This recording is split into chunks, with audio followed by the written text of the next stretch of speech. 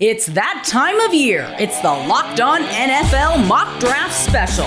Our hosts decide for all 32 teams who their next cornerstone player will be. Who will reach? Who will fall? Find out now. Welcome into the 2025 Locked On NFL Mock Draft Special. The most comprehensive mock draft you'll find is even bigger and better again this year. This 7-episode series will take you through the entire first round of the NFL draft with unparalleled insight from the local experts of all 32 teams here at the Locked On Podcast Network, your team every day. Throughout this binge-worthy special, you'll get each selection and an inside look from all 32 of our local NFL shows. We'll also get team-building insight from the draft dudes, Kyle Krabs and Joe Marino of the Locked On NFL Scouting Podcast, and fantasy insight from our Locked On Fantasy experts for some of the biggest selections in this year's draft. This year, the final episode will be an NFL squad reaction to the mock draft, providing insight and maybe insults from a group of our Locked On hosts that love to jab each other when they get the opportunity. And that'll be a loose conversation that'll be a lot of fun in episode 7, and local experts on all of this year's selections. And of course, we are your hosts. I am Brian Peacock, NFL analyst and the co-host of the Peacock and Williamson NFL show and Locked On 49ers podcast. Here with me, a phenomenal panel, my co-host, former NFL scout, Matt Williamson. And this year, things just keep getting better. Joining Matt and I are NFL draft experts, Keith Sanchez and Damian Parson from the outstanding Locked On NFL Draft podcast. To open the conversation, Matt, Damian, and Keith, it's all about the talent in this year's draft. And some might say it's actually not that good of a draft. Are we lacking talent this year? Dame, Keith, you guys do this every single day, all season long, even in the offseason, talking about the NFL draft. Dame, let's start with you. Is this just a bad draft in 2025? No, it's not a bad draft. Okay. Like, this is a good draft. When you have the depth at specific positions, like, edge rusher, interior defensive line, running back, tight end, you have good offensive linemen from tackle, guard, center, guard tackles that can play guard and center. There's versatility there. The cornerback class is good. We have an underrated safety group. The problem is we don't have the quarterback class that everybody wanted to have like we had last year. If we had a quarterback class like that, if this class had last year's quarterback class, this narrative about it being a down year wouldn't exist. Keith, how do you settle from a scouting perspective the idea of, okay, this player, I like his tape, but man, he didn't run a 40. I feel like there's less boxes checked with a lot of prospects. And I think that's where a lot of people are when they're analysts and they're looking at this draft class and they're like, well, I like this guy, but he didn't even run a 40. I like this guy. Arms might be a little short. Is this a trust the tape year? And does that mean the teams with the best scouts are going to be the teams that come away looking the best after this NFL draft? This is without a doubt a WTF moment, and WTF means watch the film, right? That's what I always say, watch the film over here. And you're going to have to heavily rely on that because you have prospects like a Ashton Genty, right, who we've placed in the top 10, and we have no idea how fast he is, right? So it's definitely you're going to have to rely on the film, but I'm with DP. I think this is an exciting draft, and I'll say this. I think just with the quarterbacks, I really like this quarterback class. I think there are NFL starters in this quarterback class. I think what we're lacking is just narrative, right? But that's why we're here. We're going to drive the conversation and get the fans excited. Let's drive this conversation. What is this draft about to you, Matt? And as I feel like I've heard this before where it's like, it's not a very good draft. And all of a sudden, here's a bunch of Pro Bowlers. Here's a bunch of all pros. You just got to pick the right ones, right? Yeah, and I'm not going to fight Damian because I mostly agree, and I really like the D-line class, the tight ends, the running backs, the depth overall. Day 2, it looks really, really strong. I just think the first half of the first round is kind of crappy, to be honest with you. Like, I don't know that Mason Graham would be considered an elite prospect most years, or where would Joe Alt go in this draft? Second overall? There's not pure tackles. There's not first round guaranteed quarterbacks, premium positions. And even last year, where would Quinyon Mitchell or Brian Thomas, if they were coming out of school, go in this draft? Those guys were mid-20s. There's no way they get out of the top 10 in this draft, The Tennessee Titans are on the clock with the pick number 1 in this Locked On NFL mock draft special. Tyler Rowan, the host of Locked On Titans, there waiting to make this pick. And with a lack of some blue chip talent, and I think there are a couple of blue chip guys in this draft. Obviously, Cam Ward is presumed to be the selection. What do you guys think about Cam Ward as a quarterback prospect? Is he good enough as a quarterback prospect, what he could be for you and the Tennessee Titans, to pass up on, say, an Abdul Carter or a Travis Hunter? Even if there's fewer blue chippers this year, there are still some blue chippers. Keith, Dame, do you guys have any really strong opinions on Cam Ward potentially being a pick here at number 1? Yeah, I'll go. I'll say take him. Titans, everything has a line, right? You need a quarterback. You're picking at number 1. You didn't have to trade away a bunch of draft capital, right? You earned the number 1 overall pick by being really bad last year. You need a quarterback. Take Cam Ward. I think he's Caleb Williams light. And what I mean is that when you watch the pocket mobility, his ability to escape, he holds on the football from time to time, but he has an electric arm, what we've seen in the pro day, right? So I think he can make all of the throws on the field. So you hand him over, you're the GM, you make the selection, you hand him over to the head coach. The head coach has worked with Joe Burrow, right? So you like that situation, and I think Cam Ward is definitely the pick for the Tennessee Titans. I would make the pick if I was the GM. Same. I'm of that same mindset. You have to change the guard at quarterback, right? Because if you run it back, you take Abdul, you take Travis Hunter. What is the wins over expectation? How does that shift? I don't think it shifts much if you still got Will Levis under center and he doesn't fit this scheme. Me and Keith said that when Coach Callahan was hired on the pod, we was like, yeah, I don't think Will Levis fits the offense that he runs. He's more of a big time shot taker, and playmaker, where they're then spreading the ball out, spreading the defense horizontally. I think you go with Cam Ward, and he's a type of coachable guy that can come into this scheme with Coach Callahan, learn from him, learn how he wants this offense ran. And I think Coach Callahan is the type of coach that would tell him, everything's not going to be on you. This is not Florida, Washington State, or Incarnate Word. You don't have to be our Superman. We got some guys that can help you. Keith, I don't know. Caleb Williams light. Caleb Williams heavy to me. Cam Ward's a little thick out there. We are underway. The pick is in. Tyler Rowland standing by, the host of Locked On Titans, to make the pick at number 1 in the 2025 Locked On NFL Mock Draft Special. With the first selection in the 2025 Locked On NFL Mock Draft, the Tennessee Titans select Cam Ward, quarterback, University of Miami. There are 2 paths to go here. Either stick and pick and take your quarterback of the future, or trade down and collect more picks. 2 things happened here. Trade that made sense never materialized, and Cam Ward proved throughout the process he is good enough and worthy to be the number 1 overall selection. Now, a team that desperately needs an influx of life gets a quarterback that not only can help them on the field, but can help the Tennessee Titans off the field to have some energy and have some aura back to the franchise. Now you get a quarterback that is good enough to play from within the pocket and is precise enough and has the velocity to make all the throws, but also a quarterback that gives you the dynamic creativity that you need to be successful at the highest levels of the NFL. The Tennessee Titans get their franchise quarterback, and while there are a ton of needs still on the roster, they solidify the most important position in sports with a guy who went all the way from a 0-star recruit who no one wanted to a Heisman candidate and the number 1 pick in the NFL draft. It's time. Cam Ward is a Tennessee Titan. There we go. It's Cam Ward. The Incarnate Word, going to the West Coast, elevating, going back to the East Coast, going to Miami, elevating. That's what it's all about, Matt. And Matt, I know, aside from being the co-host of the Peacock and Williamson NFL show, everybody make sure you subscribe. You also cover the Pittsburgh Steelers on the day-to-day, and I know the Steelers are a team that's looking at quarterbacks. You've done a lot of work at quarterbacks, and if I'm not mistaken, I do talk football with you every single day, Matt. You've kind of gotten higher and higher and are a believer in Cam Ward. Absolutely. My grades, not what they did as rookies, but I would have had the top 3 picks from last year ahead of Ward. I was very high on all those guys. But he'd be next. I mean, I had him ahead of McCarthy and Penix and those guys.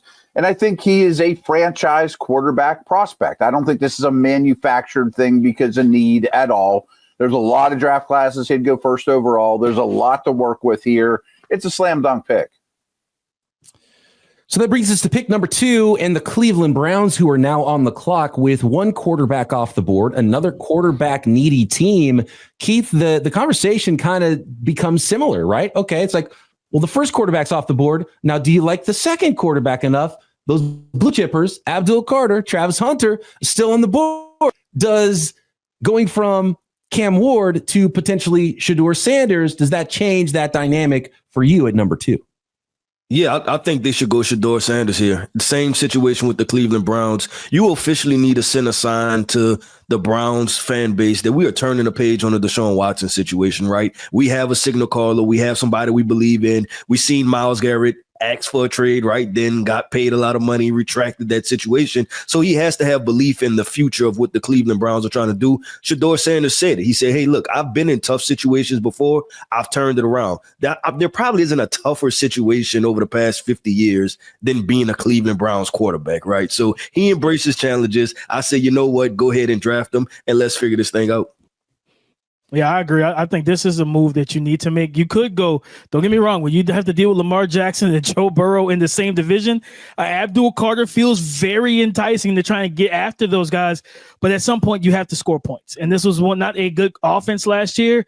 And, now they brought back Jameis and stuff like that. Like, okay, I could maybe see you kicking the can down the road. You didn't do that. He's in New York now. You got to find a quarterback. And the owner came out and said, yeah, we took a big swing on Deshaun. We missed. We struck out. When you make that type of public statement, I think that signals that we need to fix this situation. Matt, I'm torn here a little bit. Myles Garrett, as mentioned by Keith, had a change of heart. Was that the $40 million per year, or was that the quarterback plan? Probably. And so, and look, when it comes to Shedeur Sanders, is he in that group? You've done the work, Matt. What do you think? You go Shedeur, or are you going one of the blue chippers? I very much understand the pick because they don't have cap space. They don't have a lot of resources. I just don't condone it just because I don't think Sanders has a high enough ceiling for me. I think if he hits 100%, which most don't, he turns into the current version of Geno Smith, which is good. It's better than what the Browns have played with a lot lately, but not good enough for me to pass up a blue chip player. I think Hunter's the best player in this draft. I would not have taken a quarterback here. Is it a quarterback? Back to start our mock draft. Let's go to Spencer German, the host of Locked On Browns, standing by with pick number 2. With the second pick of the 2025 Locked On NFL mock draft, the Cleveland Browns select Shedeur Sanders, quarterback, Colorado. There seems to be a lot of momentum right now suggesting the Browns won't be taking a quarterback at 2, and that instead they have their sights set on Abdul Carter. And Abdul Carter is a fine player, but he's not a quarterback. The Browns had a historically bad offense in 2024. It all started with the play at the quarterback position, which they have yet to find a solution for so far this offseason. Now they have one. Throughout the pre-draft process, everyone from new offensive coordinator Tommy Rees to general manager Andrew Berry to head coach Kevin Stefanski have all highlighted decision-making as the most important thing they're looking for in their next quarterback. That just so happens to be what Shedeur Sanders excels at. He was exceptionally accurate in college, and what some see as brashness and arrogance, I see as confidence, which is something a quarterback trying to make it in Cleveland absolutely, positively needs. If Sanders is good enough to be mocked to the Giants over and over again at 3, he's good enough to be selected by the Browns at number 2. Throw up those watches. Shedeur Sanders is a Cleveland Brown legendary. It's a good point by Spencer there. If, it's almost like if Shedeur doesn't go 2, then he has to slide even past the Giants. And maybe we're getting into really interesting territory with where the second quarterback ends up going. But he does go to Cleveland here at number 2. And my question when it comes to the Browns and quarterbacks is, are they just bad at drafting quarterbacks, or do they ruin the quarterbacks that they draft? Damian, Keith, do you guys have any thoughts on the Browns and their ability to not end up with a good quarterback in the end? To answer your question, the answer is yes. It's just yes. Okay. They're just all around yes. They're just bad. They don't develop well. I think for them, getting a Shedeur Sanders, a guy like Keith talked about kind of leading up to the pick, you need somebody that can come in and kind of thrive in that chaotic situation. The Browns need a program stabilizer mentally, and from a personality standpoint, that's what he brings. He's used to being at, schools that are not winning programs. It's not like he went to Alabama, Florida State, or somewhere else. He went to Jackson State and then went to a team that won one game the year before he got there. Like, they were not a playoff contender. They weren't a contender in any conference they were in. So I think for them, getting a guy like this, he brings that point guard style at quarterback. Jerry Jeudy saw his best year with Jameis Winston. They need to get a quarterback that can get him the ball, Cedric Tillman, and with them having picks and getting him at 2. And I hear what Matt said, right? Like, he doesn't have that high ceiling. I think getting him at 2, using the rest of your picks to build this roster up, I think really could help them by getting him and elevating his ceiling. Because you are a Niners guy. You saw what the roster could do for Brock Purdy. Brock Purdy wasn't the most talented quarterback coming out. He actually was Mr. Irrelevant. But you go to a good situation, you build that up around him, and you see good quarterback play. Yep, confidence, guts, it's going to be important. And he was under pressure a lot, Shedeur Sanders was in college. And so you're going to have to be able to handle pressure when you get to the Cleveland Browns. So I do like that aspect of Shedeur Sanders. Number 2 now to the Cleveland Browns in our 2025 mock draft special coming up. BG, real quick. I just want to mention one thing. So 2 things, actually. It's kind of like the Bears, too. I mean, they draft quarterbacks, they never work out. Bears and Browns. After a while, you have to look in the mirror and be like, it's not you, it's me. You know, yes. I mean, and the year I spent with the Browns on their staff, many people told me, and this is a long time ago, man, we ruined Tim Couch. We gave him no chance. And I think that's true with a lot of them since. And it's not the only reason, but the wind and weather of Cleveland and Chicago, I think, is a portion of it, a small portion of it. And that worries me with Shedeur. I mean, with my AFC North familiarity, I want a bigger, stronger power arm, beast. And I don't know that he's that. Coming up, blue chip prospects. We're talking, is he even a wide receiver or a corner? Travis Hunter, edge rusher Abdul Carter. They're both still on the board, and someone is going to get an impact player. The New York Giants are on the clock next. This episode of the Locked On NFL Mock Draft Special is brought to you by Gametime. There's nothing like the atmosphere of an NBA playoff game. Every bucket, every defensive stop, every moment feels huge. It's electric in the arena, and with Gametime, you can be part of it without the stress of last-minute ticket hunting, even when demand is sky high. Prices on the app actually go down as tip-off gets closer, and their last-minute deals can save you up to 60%. And I've used Gametime so many times for football games, baseball games, concerts, comedy shows, theater events, fantastic last-minute deals. Save up to 60%, and the all-in pricing means no surprise fees at checkout, which is my favorite feature. What you pay is what you get. So take the guesswork out of buying tickets with Gametime. Download the Gametime app, create an account, and use code LOCKEDONNFL for $20 off your first purchase. Terms apply. Again, create an account and redeem code LOCKEDONNFL for $20 off. Download Gametime today. Last minute tickets, lowest price guaranteed. All right, we're back with the Locked On Podcast Network Mock Draft Special. We've been doing this for 7 years. This is awesome. I love it every year. I love the panel of guys I get to talk to here with Matt, Dame, and Keith, all of the hosts. I love everybody coming together. And it is now time for pick number 3 in this mock draft, and it is the New York Giants who are on the clock. The decision gets a lot easier because there's no quarterback to take here. We're not going to see, I don't think we're going to see, you never know. The NFL draft is nuts. I don't think we're going to see Jalen Milroe or Jackson Dart or Tyler Shuck going here at pick number 3. So it's really an easy decision, and it is between Travis Hunter and Abdul Carter. What do you think? Dame, go first. Carter or Hunter? I would go Hunter, honestly. I think they have edge rushers. They have a defensive line that's stabilized right now. I would look at Hunter, and it's simply because you get the best of both, right? You get the corner, you get the receiver. You know what you have in Malik Neighbors. You think about Russell Wilson or even Jameis or whoever's at quarterback throwing to both of those guys on the field at the same time. Or what you have. You brought in Deonte Banks a couple of years ago in the draft. They added some more veteran pieces in that secondary. But even putting a Travis Hunter in this secondary, you have receivers, a CeeDee Lamb, A.J. Brown, Devonta Smith, Terry McLaurin, now Deebo Samuel in Washington. You got to be able to cover these guys. So I think that either, like I said, you get the best of both. Depends on where they want to play him or where they view him. I think it should be Travis Hunter. Go ahead and get that blue chip guy that can make an impact on both sides of the ball. Keith, are we double counting Travis Hunter in that he's a good, not great corner and a good, not great wide receiver, and we're kind of adding them together, and it's like 75 plus 75 equals 150, or is he actually that good at both?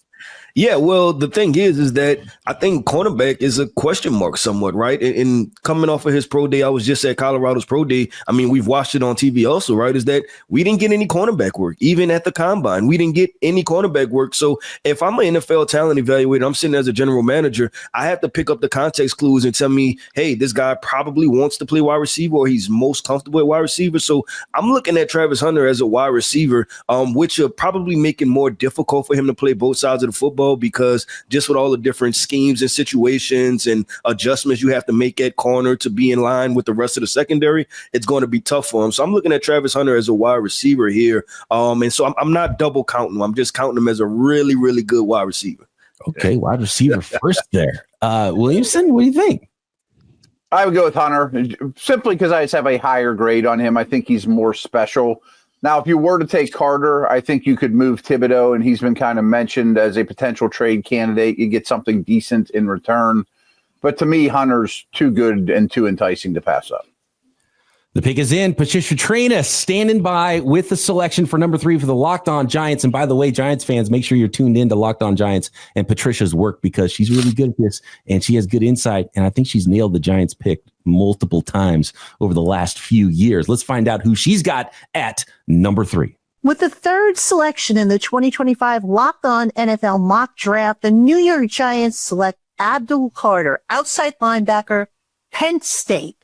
With both quarterbacks Cam Ward and Shedeur Sanders off the board, the Giants go best available.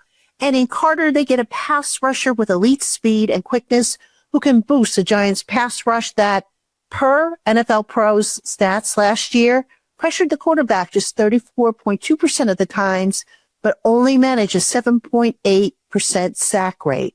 The Giants, who during their last 2 Super Bowls were 3 deep at pass rusher, would add another solid option to help boost the defense that was burned a little too often for most people's taste last year by quarterbacks who were able to scramble out of trouble. So it is Abdul Carter, the edge rusher, and I can't say I don't like this pick, because even if Travis Hunter's an awesome corner or an awesome wide receiver, I think an awesome edge rusher still trumps both of those things, and I would rather have that. And Matt, it kind of sets up a pretty nasty front 7 for the New York Giants. Yeah, it does. And, she kind of mentioned the Strahan era and, get back to Giants football. And I think this team has lost its identity. I understand that. I'm sure the rest of the division is not thrilled with trying to block this front. I mean, that does not look fun at all with Dexter Lawrence. So I understand it. I just think Hunter's special. Yeah, I think to Williamson's point, like Patricia said, like if you go Abdul here, this is a potential situation where on rushing downs, he could potentially play off, being your star off-ball backer, because he has, I think if he played, I know for me, if he stayed at off-ball backer, he probably would have been a first-round pick either way. Like, he's just that talented of a linebacker as an athlete. And when you're dealing with Jalen Hurts, you're dealing with Dak Prescott, Jaden Daniels in that division, like, you kind of, you got to figure out, like, how do we contain these guys, keep them in the pocket, especially on 1st and 10. Is like, yeah, the play action game is there, and they can break, contain, use their legs. You need a guy that can run with them and move with them, and Abdul can do that. And then on 3rd downs, even if you, like William said, alluded to, if you don't trade Kayvon, slide Kayvon down as a stand-up guy ahead of guards. You get Brian Burns on the opposite side. You have Abdul, Dexter Lawrence in the middle. That's a terrifying front 4. And we saw how impactful just getting to the quarterback with 4 can be when we watched the Super Bowl this year. Yeah, you want to be able to rush with 4. Bring that NASCAR package back to the New York Giants. I kind of like that. Keith, can he be as good as the guy who used to wear number 11 at Penn State? Are we scouting the helmet here? How good can Abdul Carter be in the NFL? Yeah, without a doubt, I think he could be just as good. I think Micah is a little bit bigger overall, right? And maybe have a little bit more explosiveness and functional strength. But when it comes down to bend around the edge and getting to the quarterback, I flat out think he can. And this is the one thing DP kind of hit on it, but I've always said this is that I think that Abdul Carter is the better stacked linebacker. So I envision a front seven where maybe in first and second down, Abdul Carter is actually playing linebacker for you. And then you can do some exotic things on third down, or just imagining all of the quarterbacks that you guys just listed off. Well, how does that look now that Abdul Carter is actually the spy linebacker on Jaden Daniels, right? Or he's the spy guy on Jalen Hurts in certain situations. So it's kind of compounding similar, I guess, skill sets with adding another edge rusher. But I think it could potentially make you more dynamic as a defense, which could be fun.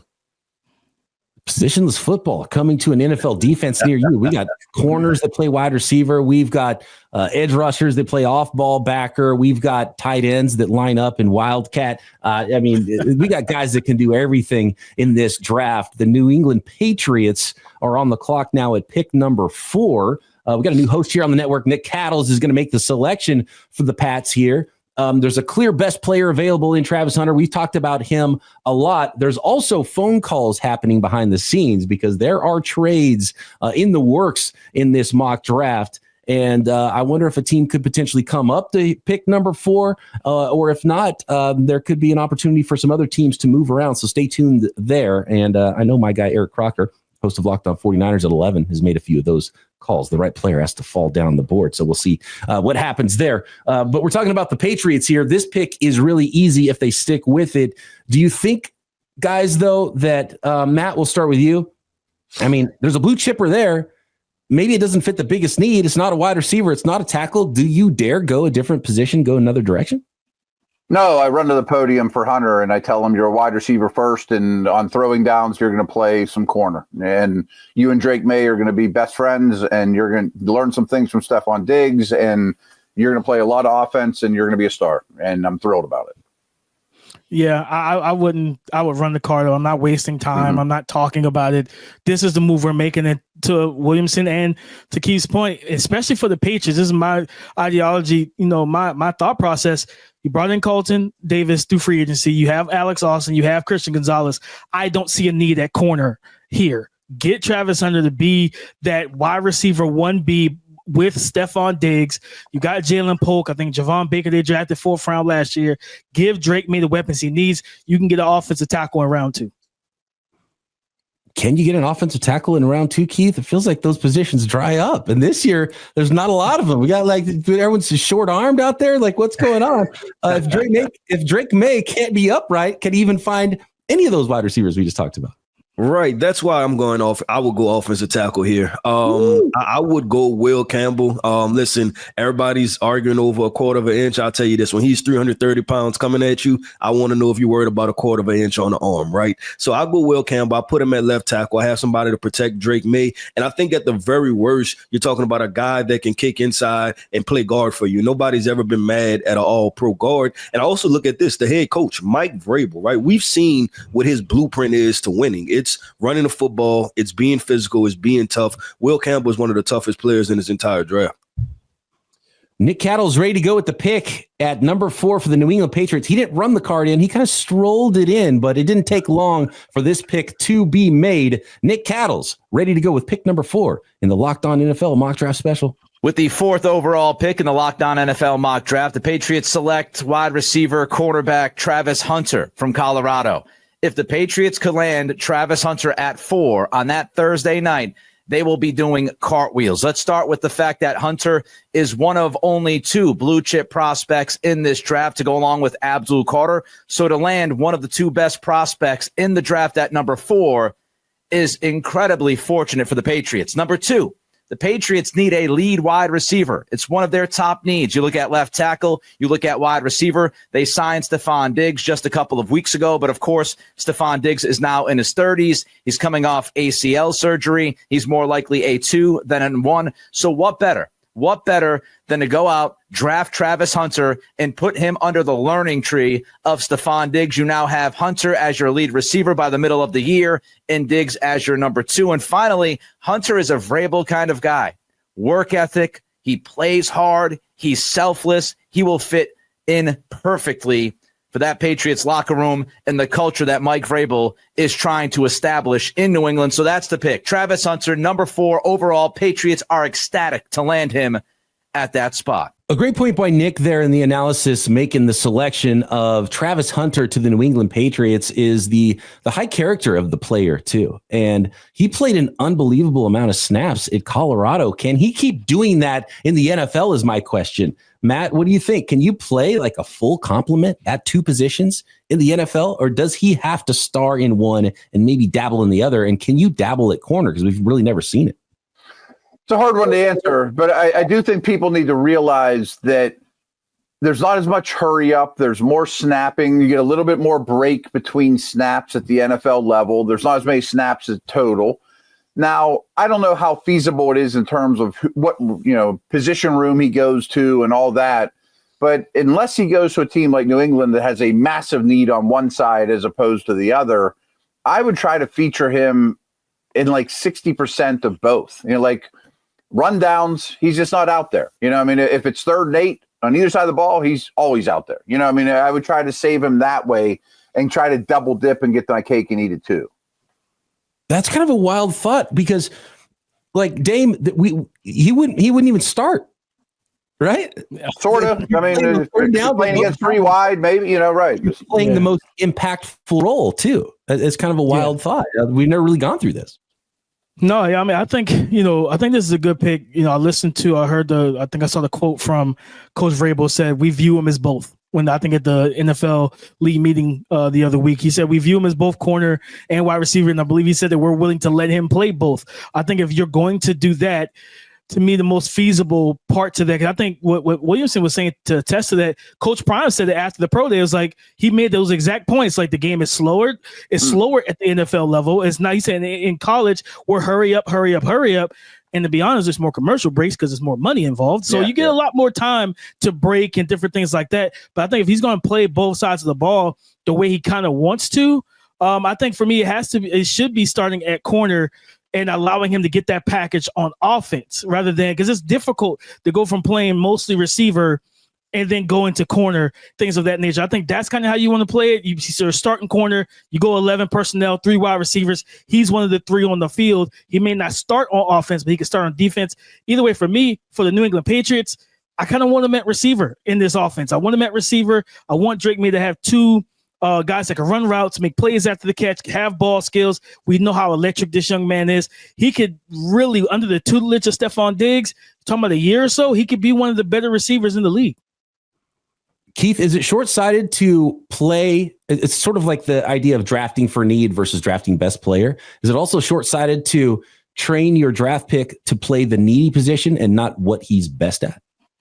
Yeah, I think it is short-sighted. I believe in putting every player in the best position possible to be successful, right? Like if you have a guy that could be potential all-pro, but you put him in a situation where he's just a Pro Bowler, then you're kind of shortchanging the young man and you're shortchanging your pick. So I think it's your responsibility as a coach, as the GM drafts him, is your responsibility to put him in the best position possible. And we've seen this across the league. Guys go from different schemes and different situations and their play fluctuates. It's because they're not being put in the best position possible. So I look at Travis Hunter and I say that's the part that kind of worries me a little bit. I have to be completely honest with the playing both sides of the football. It's just that I worry that are we being able to fully invest into him at the cornerback position? And that's why I went back to the beginning, is that even when you watch the film and you marry with what he's done or hasn't done in the combine and pro days, like what are we really getting as a cornerback prospect, right? Like how fluid are his hips? Just the certain drills we see at the combine that we use to judge that. We haven't seen it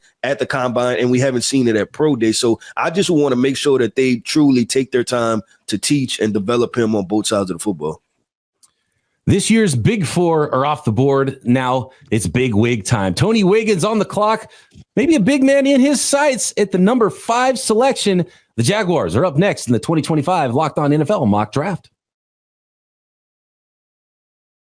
This episode of the Locked On NFL Mock Draft Special is brought to you by LinkedIn Jobs. As a small business owner, your work doesn't end when the clock hits 5. Your business is always on your mind, which means when it's time to hire, you need a partner that works just as hard as you do. That's where LinkedIn Jobs comes in. When you clock out, LinkedIn clocks in. LinkedIn makes it easy to post your job for free, share it with your network, and get qualified candidates all in one place. If it was just that easy for NFL teams to find the exact right candidate for all the positions they're trying to fill. And when you post your job, LinkedIn's new features can help write job descriptions, quickly get your job in front of the right people with deep candidate insights.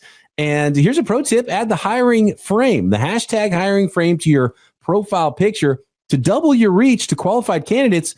No wonder 72% of small businesses say LinkedIn helps them find high quality hires. So post your job for free at linkedin.com/lockedonnfl. That's linkedin.com/lockedonnfl to post your job for free. Terms and conditions apply. Both quarterbacks, both blue chippers are now off the board for Tony Wiggins and the Jacksonville Jaguars at pick number 5. And so now things get very interesting, and the draft could go a number of ways from here. The chalky pick has been Mason Graham in this selection, and it almost feels like it can't happen that way because it's too chalky, and it's been that way for too many weeks and too many months in mock drafts. How do we see this thing? Damian, what do you think about the 5th pick for the Jags here?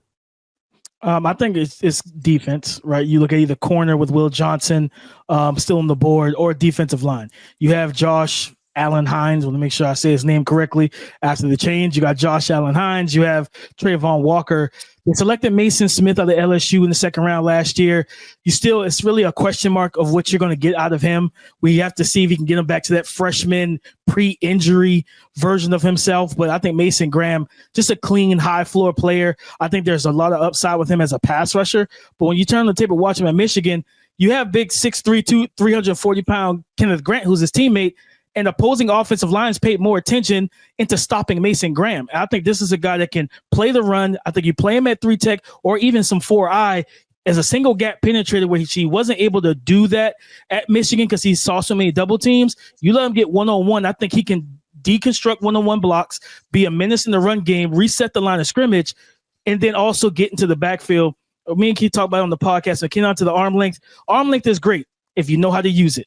It's all about boxing. If you know how to time your punches, you know how to land your strikes. That's who wins the matches. Typically, is the guy who can land the most punches. I think he's an advanced guy with his hands. I think he knows how to kind of overcome the lack of length with the wingspan.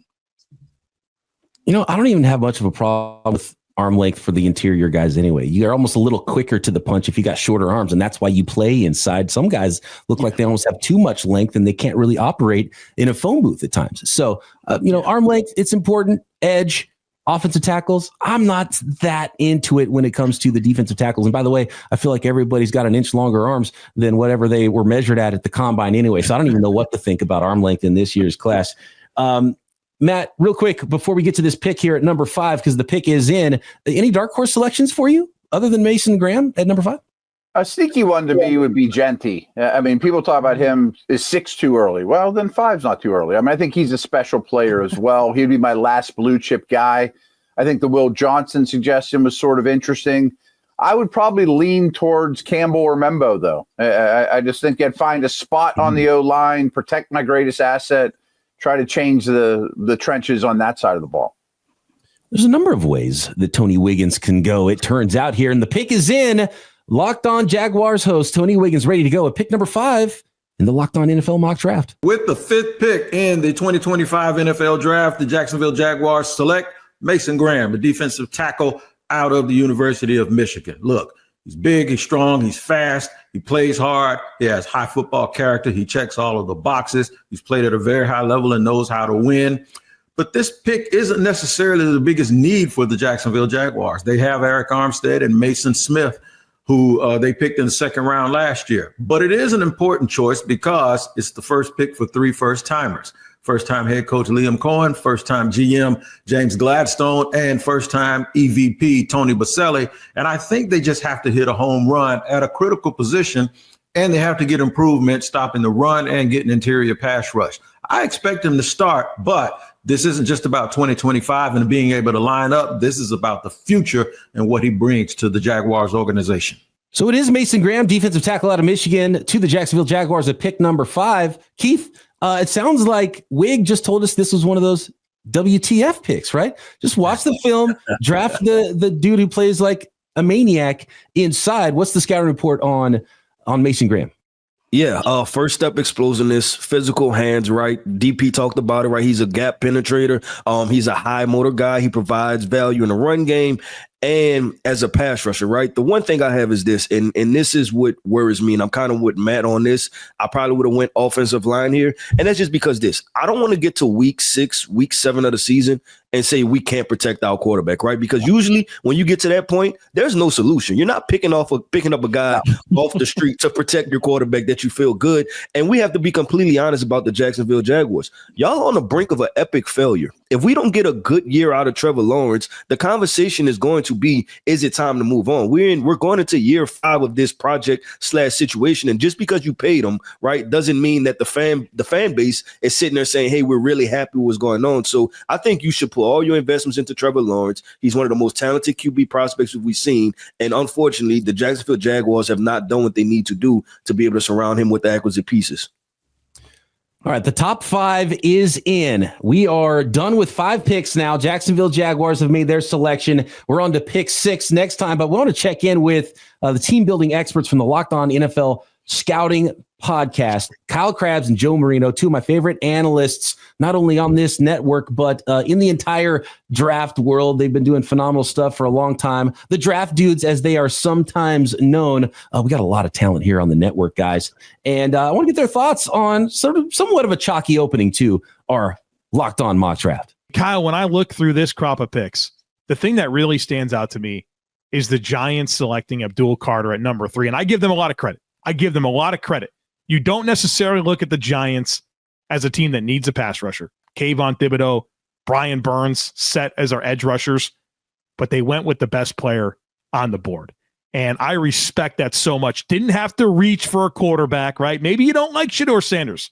That's okay. You don't have to pick him. Don't pass over the blue chip talent here in Abdul Carter. And I love that they were willing to do that despite it not being a need. I think Abdul Carter might be the best prospect in the draft. The Giants get him at pick number 3.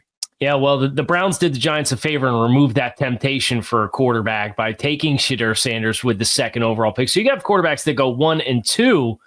And for Cleveland, with where the intersection of where they're at as a football team, they've spent cash at a very high rate over the last couple of seasons. Being in a position to have a rookie quarterback contract at that position amidst the potential and future offloading of Deshaun Watson to kind of help bring those scales a little bit closer to balance, I think was a primary motivating factor here for a move like this getting done.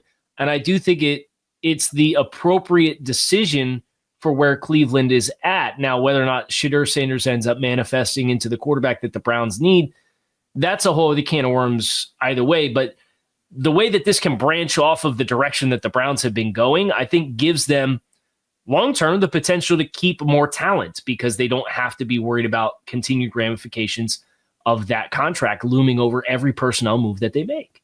I love that the Patriots are able to stick and pick Travis Hunter at number 4. I think that's another good side effect of 2 quarterbacks going in the top 3. If you look at this draft as the 2 blue chip talents being Abdul Carter, Travis Hunter, the Patriots need the Browns or the Giants to pick a quarterback. To land one of them, it happens. And I think that's quite the quote-unquote consolation for blowing their chance to have the number 1 pick with their Week 18 win over the Bills. They probably get the player they would have drafted anyway here at number 4.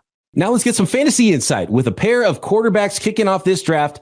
Marcus Mosher of Locked On Dynasty Football is here with his thoughts. And let's start with Cam Ward, who goes at number 1 to the Tennessee Titans. This is not a fantastic landing spot for his fantasy upside because this just isn't a very good offensive line right now. They pay big money to Dan Moore in free agency. They're hoping J.C. Latham can be a star on the right side, but they've got lackluster playmakers with Calvin Ridley operating as the number 1 receiver. We'll see about Treylon Burks and the rest of the receivers, but where Cam Ward's fantasy upside will lie is in his rushing ability. Now, he didn't run a ton at Miami or Washington, but he's a very good athlete.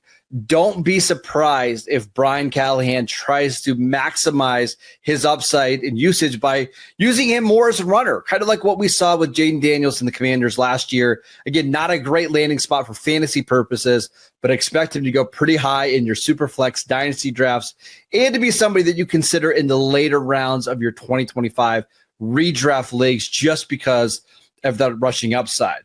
Now, as for Shedeur Sanders, who goes at number 2 in this mock to the Cleveland Browns, this is a good landing spot in the fact that Kevin Stefanski is one of the better offensive minds in the league.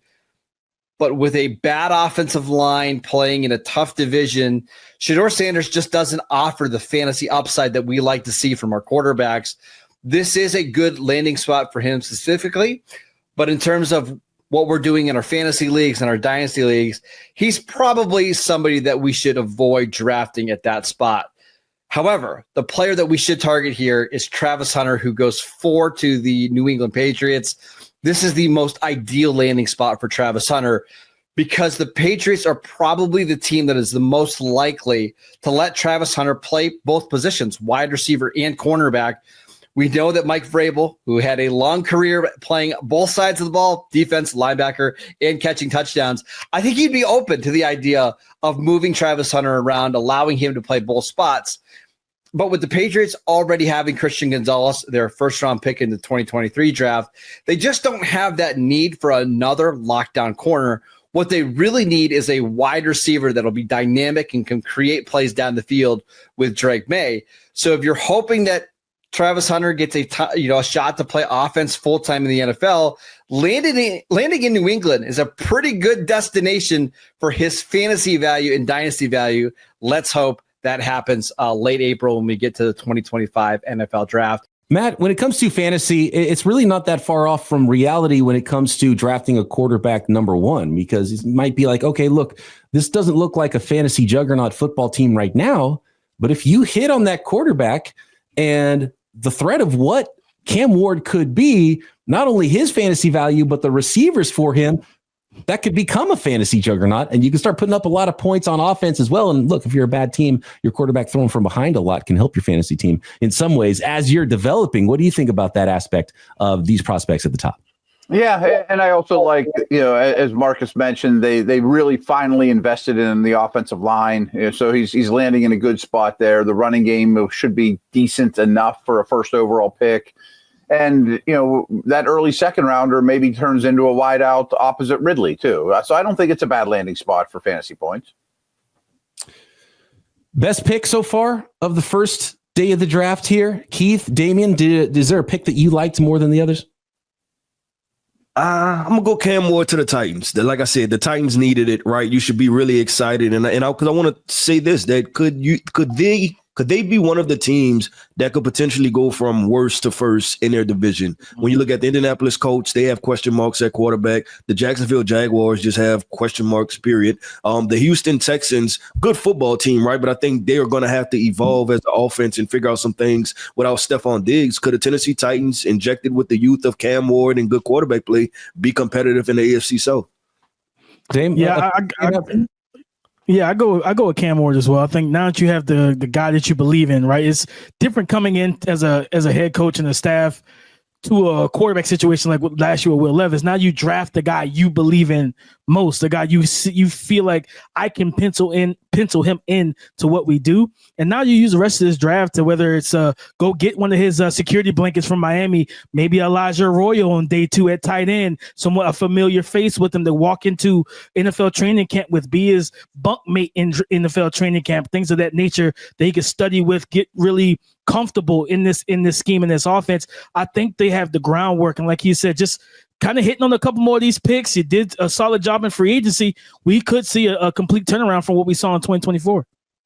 I kind of like picks 3 and 4 myself, to be able to sit back and get a truly difference-making player. And you look back, it wouldn't be a shock in a few years. You look back and you're like, how did Travis Hunter, who became the best player in this draft, how did teams let him fall to number 4 and the New England Patriots with what he could be at his upside. Is it going to be one of those drafts? We'll find out. We're on to pick number 6 in the next episode of the Locked On NFL Mock Draft Special. It is the Las Vegas Raiders who are now on the clock, and can't wait to see who they select and who the rest of the teams and our hosts select. That's it for the first episode of the Locked On NFL Mock Draft Special, sponsored by LinkedIn. Your team every day here on the Locked On Podcast Network. On to the next episode, the rest of the top 10, and will we see a third quarterback off the board potentially? Tune in to find out. And don't forget, you can find the entire special on both audio and video at the Peacock and Williamson NFL show feed, Locked On NFL Draft, and Locked On NFL podcast feeds. For Matt Williamson, Damian Parson, Keith Sanchez, I'm Brian Peacock. We'll see you for the rest of the top 10 in the next episode of the Locked On NFL Mock Draft Special, part of the Locked On Podcast Network, your team every day.